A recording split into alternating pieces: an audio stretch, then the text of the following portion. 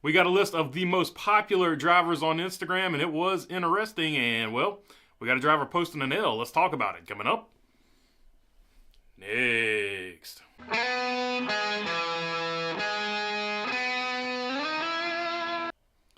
What's going on, everybody? Hope you're doing good today. Saw this on Twitter/X, whatever you want to call it, from Adam Stern. NASCAR's most followed drivers on Instagram heading into the 2024 season per Zoomph, or Zoo, miles per hour, however you want to say it, I guess. And just going down the list here, it is a collection of names not a lot of people would expect. At number 10, you got John Hunter Nemechek. I don't know how many people would know that he was there. Then you got Austin Dillon at number 9. I think also probably another surprise there. Then you got Ryan Blaney, Joey Logano, and Kyle Larson rounding out your 6 there. Then you got Kyle Busch, Chase Elliott, Bubba Wallace, and then Hailie Deegan and Tony Breidinger. Now, I'm thinking those two probably will surprise a lot of people that don't follow this stuff well, but Tony markets herself very well, and of course, we know Hailie Deegan markets herself very well, so not really surprising to see those two there at $2 million, though. That is pretty crazy, and $1.5 million. Then the first NASCAR Cup Series driver right there is Bubba Wallace at close to $500,000, just under it a little bit. And then Chase Elliott, of course, no surprise there with Chase Elliott being the most popular driver. And then, of course, you've got Kyle Busch. And, of course, the point I want to make with this is all these drivers have really good PR firms behind them, and that is why they are where they are. They all have different personalities. You've got the drivers that typically at the racetrack have gotten booed a lot at the past or have a lot of people that dislike them for various reasons. And then you got like surprises on there like John Hunter Nemechek and Austin Dillon. Austin Dillon not as big a surprise because he does run Dillon Management, so I think he is savvy as far as social media and stuff like that goes. But John Hunter Nemechek, I need to investigate him and see what he's got going on because apparently he has a really good team behind him too. But this is what I'm talking about with a PR person. You don't have to necessarily be any different type of person, like I'm saying, because some of these drivers are polarizing. And that's what I'm saying. Like when I was talking about Matt DiBenedetto, you don't have to necessarily censor what you're saying or anything like that.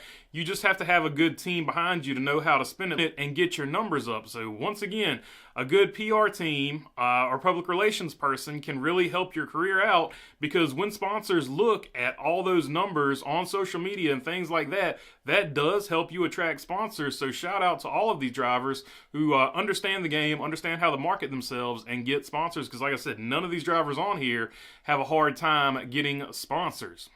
But a driver that is in a little bit of sponsor trouble right here, you see Natalie Decker replying to one of her fans.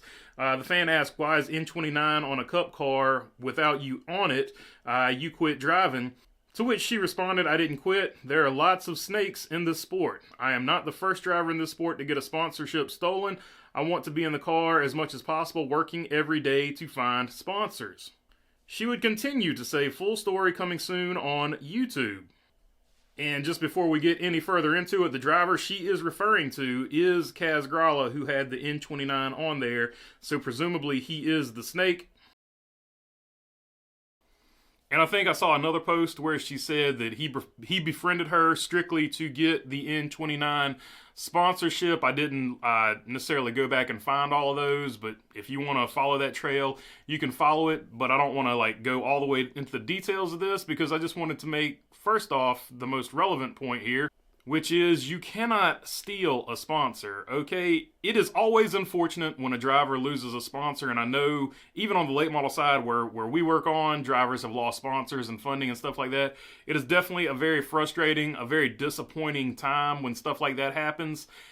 And there are definitely a lot of raw emotions and stuff like that, especially if that sponsor goes to another person. So I understand the emotion there. However, you can't own a sponsor, so therefore nobody can steal your sponsor. A sponsor is just somebody that wants to help you out or wants to help out their company because they think you can help market that company. Either way, the situation works out depending on the deal.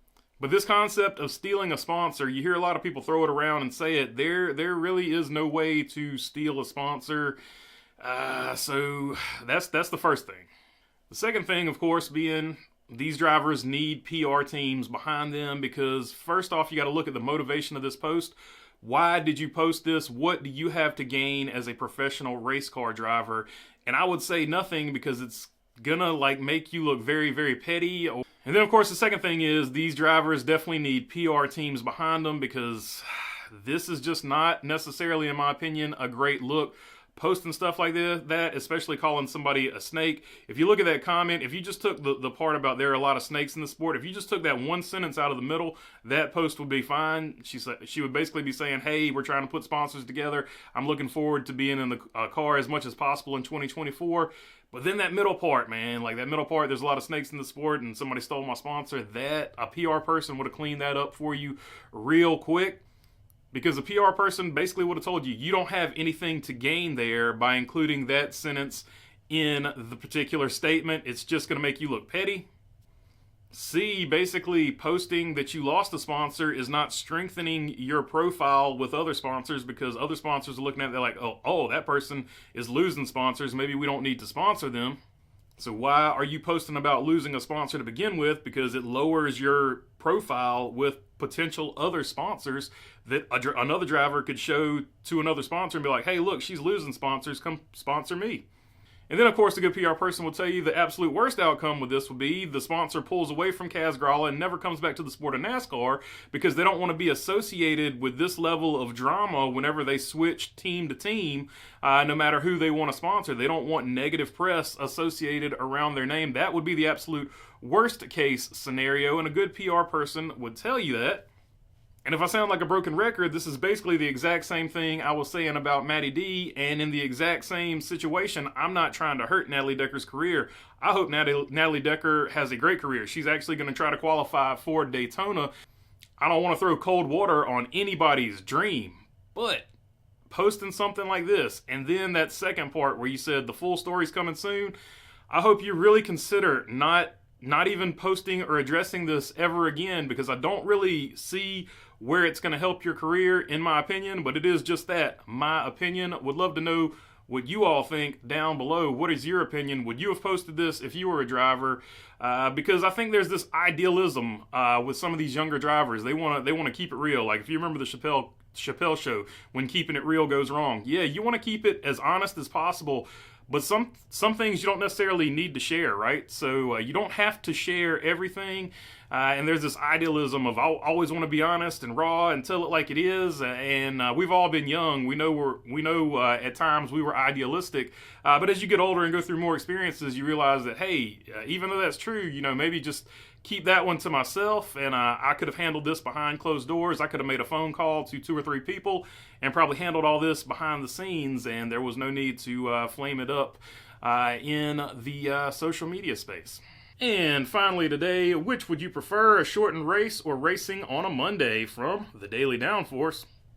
And that's an interesting question, because if you look at the forecast for Daytona, we could get some weather in the area, which means we could get a winter that is rain affected, and that's a great question.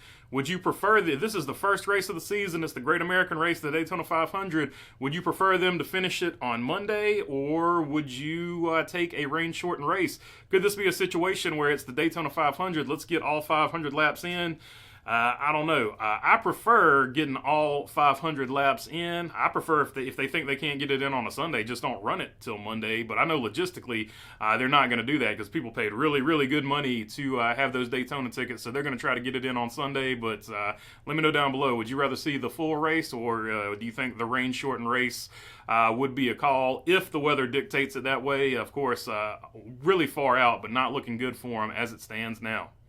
All right, that's all I got for you on this one. If you made it this far, I would love to have your subscription. If not, I'll keep making these things. And if you're already subscribed, I appreciate you all as well. If you want to help out the channel, the merch is in the link, and we will have sweatshirts coming this week. So hopefully those will be up. Hopefully tomorrow those will be up. But yeah, I will get with you on that as soon as they are. And other than that, thanks for your time. Peace.